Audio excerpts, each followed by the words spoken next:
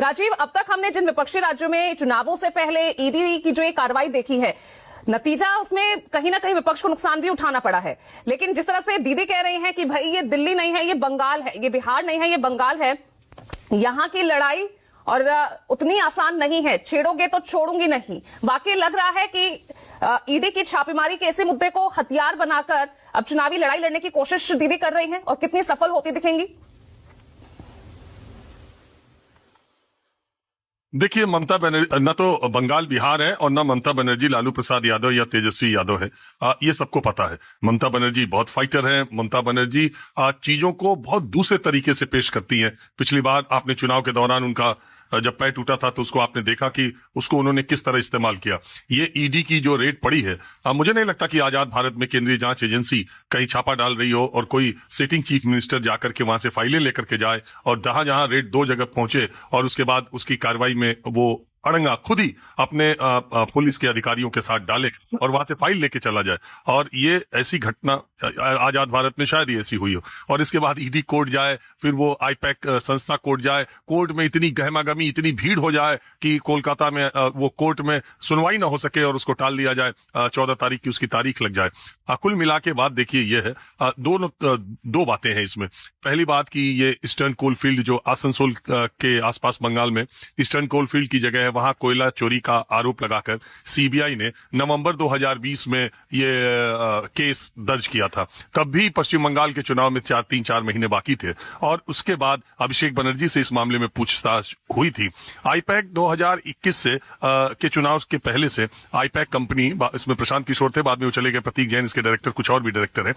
तो IUPAC company 2021 के विधानसभा चुनाव से पश्चिम बंगाल में टीएमसी का कामकाज देख रही है और 2021 की जो सफलता है, चुनावी सफलता, उसमें आईपैक का बहुत बड़ा योगदान है। 2024 में लोकसभा चुनाव में बाउंस बैक करते हुए ममता बनर्जी ने अपने लोकसभा सीटों की काफी संख्या बढ़ाई और बीजेपी की सीटें कम हुई। अब 2026 के चुनाव भी आईपैक देख रहा है। प्रतीक जैन पर आरोप है। ईडी ये कहती है कि उनके खिलाफ विशिष्ट साक्ष्य उनके पास है। ममता बनर्जी ये कहती है कि उन्हें खुद ही इस बात की जानकारी है कि इसी मामले में, कोयला मामले में, शुवेंदु अधिकारी के थ्रू केंद्रीय नेताओं तक बीजेपी के पैसा वहां तक पहुंचा है और इस बात की उनके पास भी जानकारी है।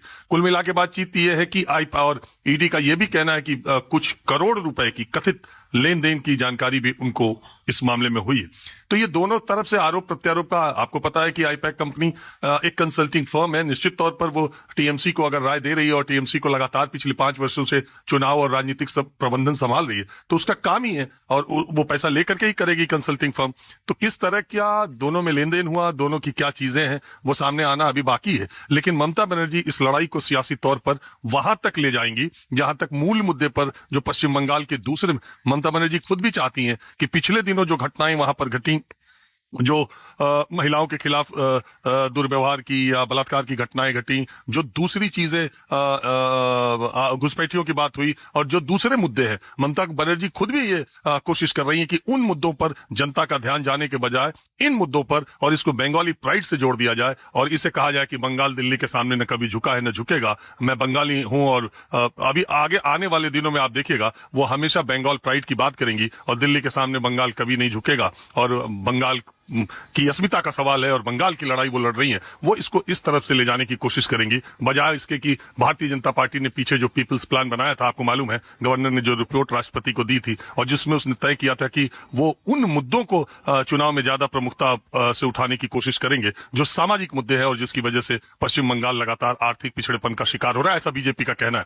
तो ये ममता बनर्जी हर आपदा को अवसर में बदलने की कोशिश करती रही हैं और अपनी इसी आदत, अपनी इसी स्टाइल की वजह से अजेय समझे जाने वाले लाल दुर्ग पश्चिम बंगाल, जिसमें 3 दशक तक कम्युनिस्टों ने शासन किया, उन्हीं के अंदाज में नंदीग्राम और सिंदूर जैसे आंदोलन चलाकर एक अकेली महिला ने उखाड़ फेंका था वामपंथियों का शासन। वो इस मामले में बाकी नेताओं से तो अलग है, लेकिन 15 साल के शासन के बाद एंटी इनकम्बेंसी का डर उन्हें सता रहा है और ये सारी जो हथकंडे वो अपना रही हैं वो उनकी बेचैनी को भी दूसरी तरफ दर्शाता है। नहीं, जो कहा जाए एक तरह से दोनों ही तरफ है, यहां भी है और वहां भी है, बस वजहें अलग अलग है। एक को सत्ता हासिल करनी है, उस दुर्ग को भेदना है, और दूसरी तरफ इस शासन को आगे बढ़ाए रखने के लिए ममता बनर्जी भी अब साम दाम दंड भेद सब करती यहां पर नजर आ रही है। एसएन सिंह जी,